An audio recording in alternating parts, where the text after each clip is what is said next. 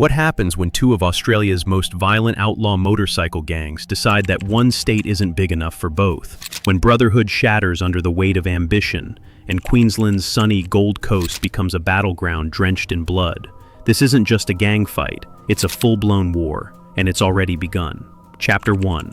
The Mongols March North. In 2013, Queensland's criminal world shifted forever. The Mongols Motorcycle Club, born in the streets of California and forged through violence, made their most aggressive move yet, absorbing 90% of the Finks, a major Australian bikie gang. The patchover wasn't a handshake, it was a hostile takeover. Suddenly, the Mongols weren't just an import, they were a dominant force. But taking territory meant inheriting enemies. Old rivalries, unpaid debts, and fractured loyalties haunted the Mongols. And while the club officially grew to over 400 members across the country, inside, tensions brewed. The Mongols wanted control, but Queensland wouldn't bow easily. Then came Shane Bowden, once a Fink, then a Mongol, and finally, a man without a club. His decisions would spark the deadliest conflict Queensland had seen in years. Chapter 2. Blood in the Driveway. October 12, 2020. Pimpama, Gold Coast. Shane Bowden was just arriving home, unaware that his enemies had been tracking him for weeks. As he pulled into his driveway, two hooded gunmen emerged from the shadows. Armed with a machine pistol and a shotgun, they unleashed 21 bullets into Bowden's BMW. It was an execution, cold, calculated, military style. Bowden never stood a chance. His car still running, his body slumped over the wheel. CCTV footage later revealed everything. The tracking device on his car, the precision of the shooters, and the swift escape. The Mongols hadn't just killed a man, they'd sent a message. Betrayal means death, but the fallout would be massive. Chapter 3. The Fight Back. Bowden's murder wasn't just another gang killing, it was a declaration of war. The remnants of the Finks, shattered but not extinct, began to strike back.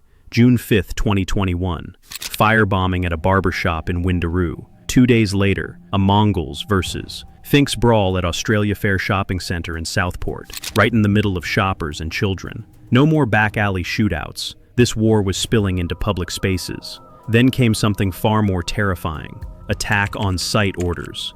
Police intelligence uncovered chilling directives. Members of rival gangs were to be assaulted or killed whenever seen.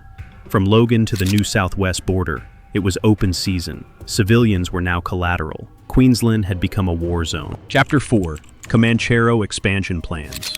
While the Mongols and Finks tore each other apart, a new predator entered the scene, the Comancheros.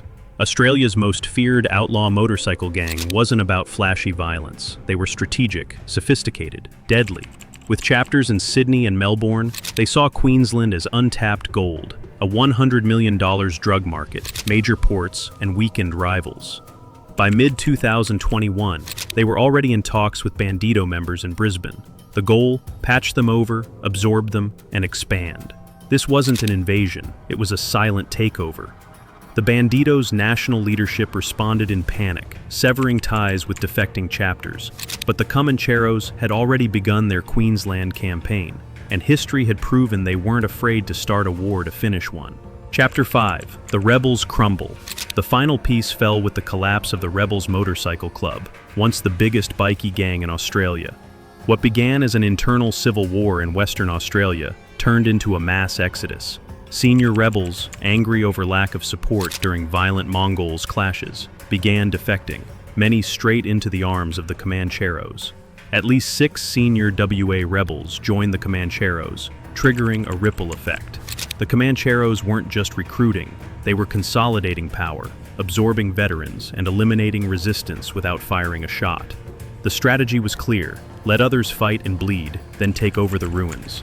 In this game of dominance, the Comancheros were winning without making noise. But noise was coming. Chapter 6. Countdown to War. By 2024, Queensland was primed for an explosion. The Mongols controlled much of the Gold Coast. The Comancheros were expanding, quietly but efficiently. The rebels were fractured, the Finks scattered but vengeful.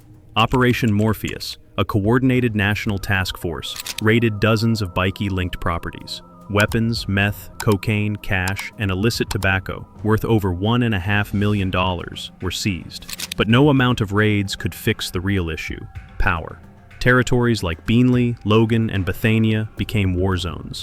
Drive-by shootings targeted gang homes. Getaway vehicles were torched. The rules were gone. Now anyone wearing the wrong color or talking to the wrong person could end up dead. Chapter 7. The War That's Coming. Today, Southeast Queensland sits on a knife's edge. This isn't old-school Bikie warfare. There are no clubhouses, no colors, and no chains. It's faceless, digital, and ruthless. Members don't wear patches. They wear suits. They run businesses. They hide in plain sight. And the weapons?